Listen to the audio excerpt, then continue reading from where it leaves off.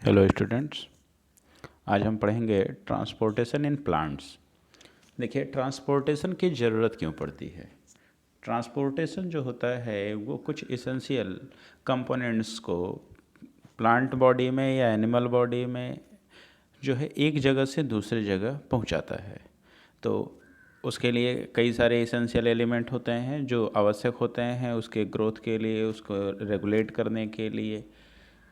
तो इसीलिए ट्रांसपोर्टेशन की ज़रूरत पड़ती है। तो बेसिकली जो हम प्लांट्स में पढ़ेंगे, ट्रांसपोर्टेशन ऑफ वाटर पढ़ेंगे एंड ट्रांसपोर्टेशन ऑफ फूड पढ़ेंगे। एनिमल में ट्रांसपोर्टेशन जो आप पढ़ते हैं वो सर्कुलेटरी सिस्टम पढ़ते हैं। वहाँ पे एक पंपिंग ऑर्गन होता है, हार्ट कहलाता है। तो आइए सबसे पहले हम बात करते हैं ट्रांसपोर्टेशन इन प्लांट्स की। तो देखेंगे ट्रांसपोर्टेशन इन प्लांट्स।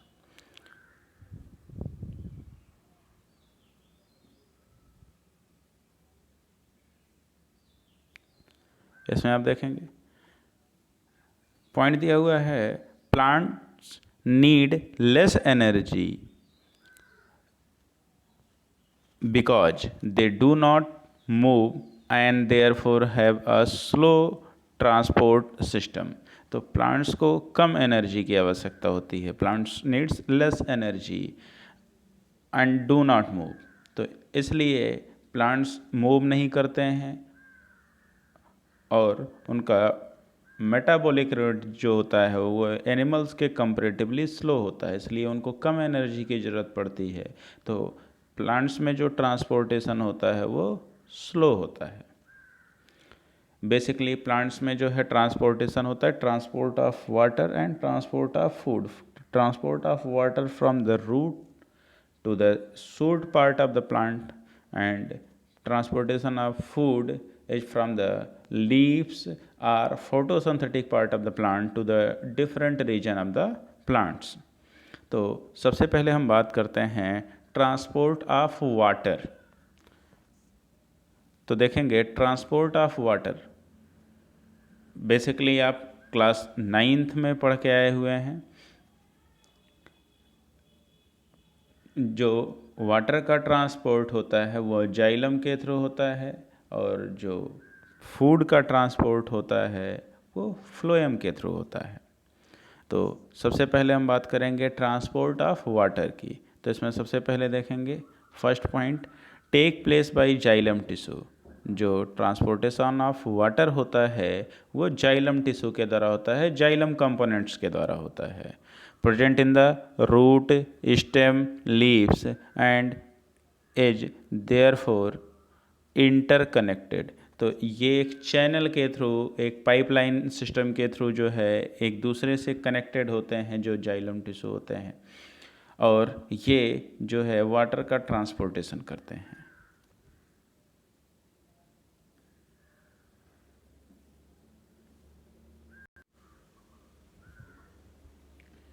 देखिए, हम बात कर रहे थे जाइलम की। जो जाइलम है आपका वो वाटर का ट्रांसपोर्टेशन करता है, मिनरल्स का ट्रांसपोर्टेशन करता है from the root to the shoot part of the plant, that means stem and leaves. तो जाइलम आपने प्रीवियस क्लास में पढ़ा है। जो आपका जाइलम होता है इसके कंपोनेंट्स के बारे में आपने पढ़ा होगा, tracheids, vessels, xylem, parenchyma and sclerenchyma. तो and xylem fibres and xylem fibres. तो ये कंपोनेंट ऑफ जाइलम होते हैं जो वाटर और मिनरल्स के ट्रांसपोर्टेशन में हेल्प करते हैं। चलिए नेक्स्ट पॉइंट देखेंगे। Root cells take up iron from the soil, which create a concentration difference between the root and soil. Column of water therefore rises upward। तो देखेंगे जो आपका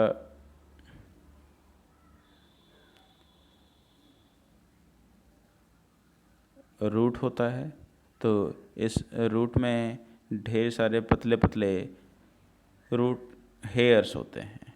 तो रूट हेयर्स में सबसे पहले क्या होता है, जो मिनरल्स होते हैं, ये मिनरल्स रूट हेयर के द्वारा एब्जॉर्ब कर लिए जाते हैं।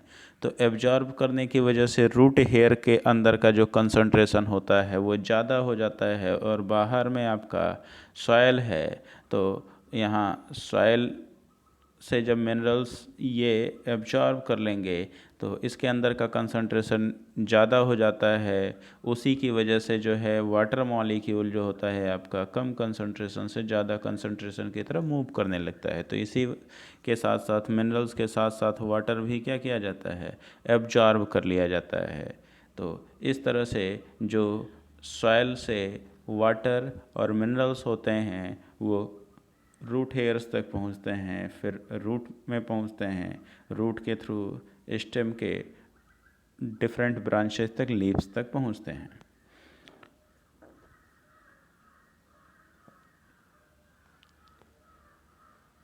नेक्स्ट पॉइंट देखेंगे, in very tall plant transpiration creates a suction pressure which pulls water upward. तो यहाँ पे आपको सबसे पहले बात करना होगा ट्रांसपिरेशन क्या होता है और ये कैसे हेल्प करता है वाटर को असेंड करने में। तो देखेंगे यूजुअली जो होता है, जो आपका रूट होता है, ये सॉइल में प्रेजेंट रूट हेयर्स जो होते हैं ये मिनरल्स और वाटर को एब्जॉर्ब करते हैं। तो यहाँ पर जो एक्चुअल प्रेशर होता है वो रूट प्रेशर कहलाता है, जो एब्जॉर्ब किया जाता है, और इसकी वजह से जो है वाटर जो है आपका ऊपर की तरफ असेंड करता है। तो इस तरह से जो वाटर है आपका रूट प्रेशर की वजह से वो मैक्सिमम 6 मीटर की हाइट तक जा सकता है, यानी 20 फीट नियर अराउंड, लगभग 20 फीट की हाइट के प्लांट्स तक रूट प्रेशर की वजह से जो है वाटर पहुंच सकता है। इससे प्लांट्स जो हैं इससे भी ज़्यादा के हाइट के होते हैं, ठीक है, 200 फीट तक के प्लांट होते हैं, 250 नियर अराउंड फीट तक के प्लांट होते हैं। तो उतनी हाइट तक आखिर मिनरल्स और वाटर कैसे पहुंचता है, तो उसके लिए और भी कई सारे फैक्टर होते हैं जो रिस्पॉन्सिबल होते हैं। उसमें से एक होता है आपका ट्रांसपिरेशनल पुल कहलाता है। तो सबसे पहले तो आप बात करेंगे ट्रांसपिरेशन क्या होता है, देन हम जानेंगे कि ट्रांसपिरेशनल पुल क्या होता है। देखिए, व्हाट इज ट्रांसपिरेशन। सबसे पहले हम बात करते हैं ट्रांसपायरेशन क्या होता है।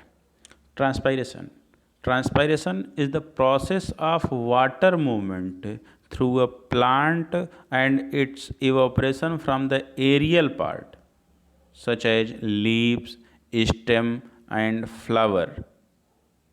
देखिए, प्लांट्स का जो एरियल पार्ट है, एरियल पार्ट मतलब जो जितना हिस्सा जो है आपका ज़मीन के बाहर होता है, सॉइल के बाहर होता है, वो एरियल पार्ट कहलाता है। तो ये आपका एरियल पार्ट है, यानी स्टेम, लीव्स जो हैं ये एरियल पार्ट है प्लांट्स का। तो प्लांट के एरियल पार्ट से वाटर का इवापोरेशन जो होता है, वाटर का इवापोरेशन जो होता है हाई टेम्परेचर की वजह से, जो बेसिकली सन के द्वारा टेम्परेचर बढ़ाया जाएगा, तो इसके द्वारा इन्वायरमेंटल टेम्परेचर जब बढ़ता है तो उस दौरान जो है प्लांट के एरियल पार्ट से जो है वाटर का इवापोरेशन होता है। तो evaporation of water from the aerial part of the plant is known as transpiration. आप इवापोरेशन भी पढ़ते हैं, evaporation that is a physical process, जिसमें क्या होता है किसी भी वाटर बॉडीज से, जैसे नदी हो, तालाब हो, समुद्र हो, तो वहाँ से इस वाटर बॉडी से वाटर का evaporation due to high temperature is known as evaporation. तो वेपराइजेशन जो वेपर के फॉर्म में जो है वो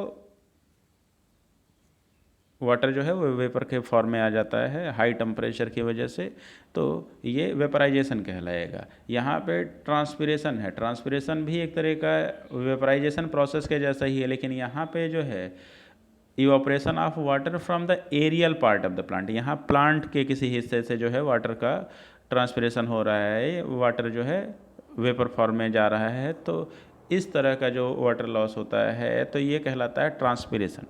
तो ट्रांसपायरेशन होगा कैसे, देखिए प्लांट्स के अंदर जो है वो जाइलम वेसल्स पाई जाती हैं जो इंटरकनेक्टेड होती हैं। ये सॉइल से वाटर और मिनरल एब्जॉर्ब करती हैं, अभी आपने पढ़ा वाटर और मिनरल्स। तो ये वाटर जो होगा ये इन्हीं जाइलम वेसल्स के थ्रू जो है वो कंडक्ट किया जाएगा aerial part of the plant तक, और वहाँ से ये वाटर जो है ये ऑपरेट हो जाएगा। तो इस तरीके से वाटर के साथ साथ जो मिनरल्स होंगे वो प्लांट के डिफरेंट रीजन तक पहुँच जाएंगे। वैसे भी प्लांट के द्वारा जितना वाटर एब्जॉर्ब किया जाता है उसका 1 to 2% वाटर ही यूज किया जाता है फोटोसिंथेसिस प्रोसेस के लिए, बाकी maximum amount of the water is evaporated. तो मैक्सिमम वाटर जो होता है वो इवापोरेट हो जाता है, that process is known as transpiration. Transpiration कहलाता है। तो ट्रांसपिरेशन की वजह से देखिए अब क्या होगा, जब लगातार एरियल पार्ट से जो है वाटर इवापोरेट कर दिया जाएगा तो aerial part of the plant से जैसे ही वाटर इवापोरेट होगा तो यहाँ वाटर की स्कैरिसिटी हो जाएगी, कमी हो जाएगी। तो फिर ये सॉइल से क्या करेगा, वाटर को एब्जॉर्ब करेगा। तो इस तरीके से जो है वाटर जो है ऊपर की तरफ असेंड करते जाता है और ये प्लांट की किसी भी हाइट तक इस प्रोसेस के द्वारा जो है आपका वाटर और मिनरल्स पहुंच जाते हैं। तो इसी प्रोसेस को हम बोलते हैं ट्रांसपिरेशनल पुल या सक्शन प्रेशर बोलते हैं। जैसे कोई वस्तु जो है, कोई लिक्विड कंटेंट जब खींचा जाता है ऊपर से तो वहाँ पे एक ऊपर की तरफ एक निगेटिव प्रेशर क्रिएट किया जाता है। तो ट्रांसपिरेशन जो होता है वो एक तरह का निगेटिव प्रेशर क्रिएट करता है, सक्शन प्रेशर जिसको बोलते हैं, जो भी किसी भी चीज़ को जो है नीचे से ऊपर की तरफ खींच लेता है, तो वो कहलाता है सक्शन प्रेशर।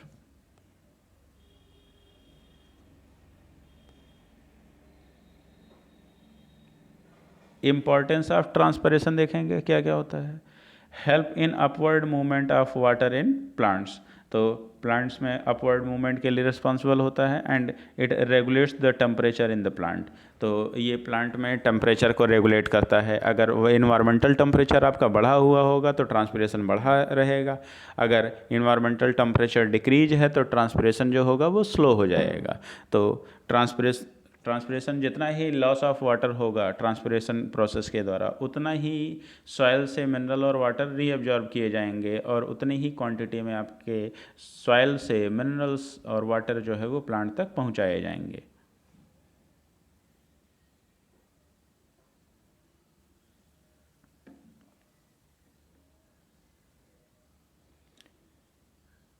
नेक्स्ट है आपका ट्रांसपोर्ट ऑफ फूड।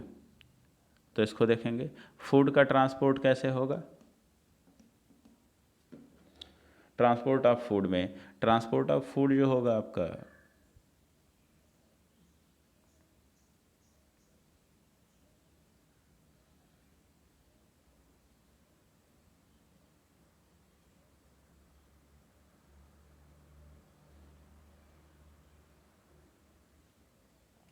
वो आपका फ्लोएम के थ्रू होगा।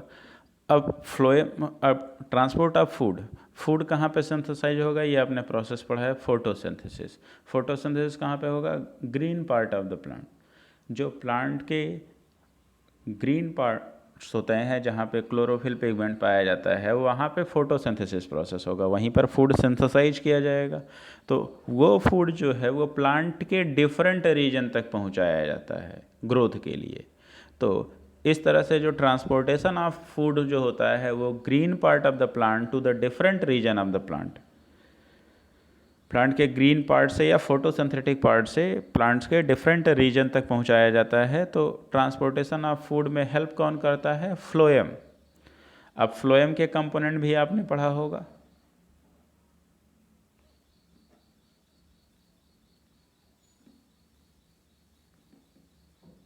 फ्लोएम के जो आपके कंपोनेंट हैं ये भी आपने प्रीवियस क्लास में पढ़ा होगा।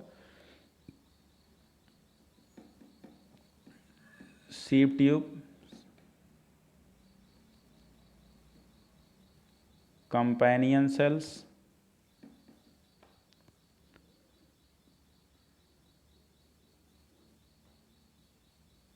फ्लोएम फाइबर,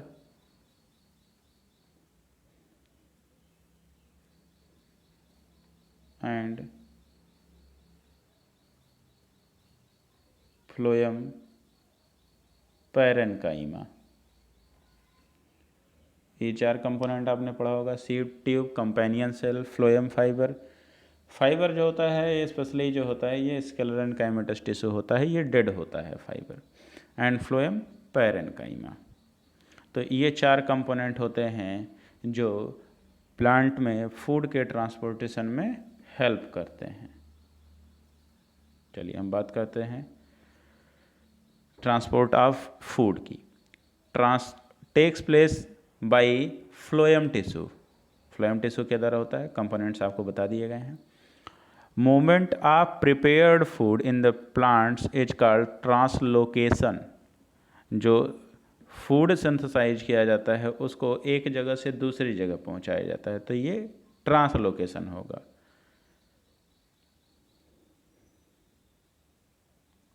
तो ये प्लांट के ग्रीन या फोटोसिंथेटिक पार्ट से प्लांट के डिफरेंट रीजन तक पहुंचाया जाता है ग्रोथ के लिए। फूड जो है वो हर एक सेल के लिए नेसेसरी होता है।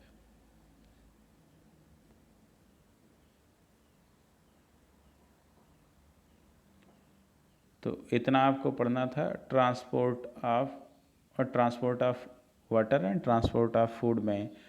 तो ट्रांसपोर्ट इन प्लांट्स ये आपका जो है ये कंप्लीट हो गया है। नेक्स्ट जो है आप पढ़ेंगे ट्रांसपोर्टेशन इन द एनिमल्स। तो एनिमल में बेसिकली जो है वो आप हार्ट का स्ट्रक्चर पढ़ेंगे, हार्ट की फंक्शनिंग पढ़ेंगे। तो इसको जो है हम पढ़ेंगे अपनी अगली क्लास में। तब तक आप इस पे नोट्स बनाएं, डाउट्स क्लियर करें।